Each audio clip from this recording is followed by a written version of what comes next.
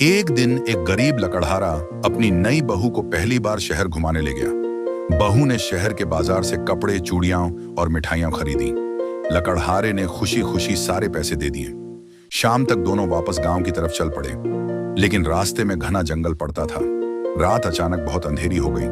तभी लकड़हारे को जंगल के बीच एक पुराना ढाबा दिखाई दिया, जहां हल्की सी लाइट जल रही थी। बहू बोली, प्रिंस जी, रात बहुत हो गई है, आज यहीं रुक जाते हैं। लकड़हारा मान गया।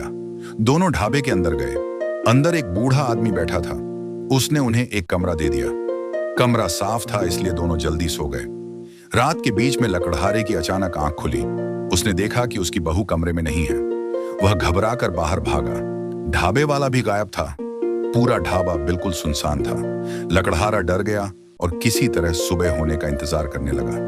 सुबह जैसे ही सूरज निकला, वह तेजी से अपने गांव पहुंचा। घर पहुंचकर उसने देखा, उसकी बहू तो घर में ही रसोई में खाना बना रही थी। लकड़हारा हैरान रह गया। उसने सारी बात बहू को बताई। बहू बोली, प्रिंस जी, मैं तो कल शहर गई ही नहीं, मैं तो पूरे दिन घर पर ही थी।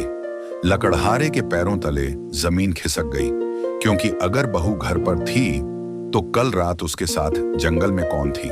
गांव के बुजुर्गों ने बताया, उस जंगल में सालों पहले एक औरत की मौत हो गई थी और आज भी वो राहगीरों को अपना रूप बदलकर दिखाई देती है। अगर जानना चाहते हो कि उस औरत की आत्मा आगे क्या करती है, तो लाइक और सब्सक्राइब जरूर करना।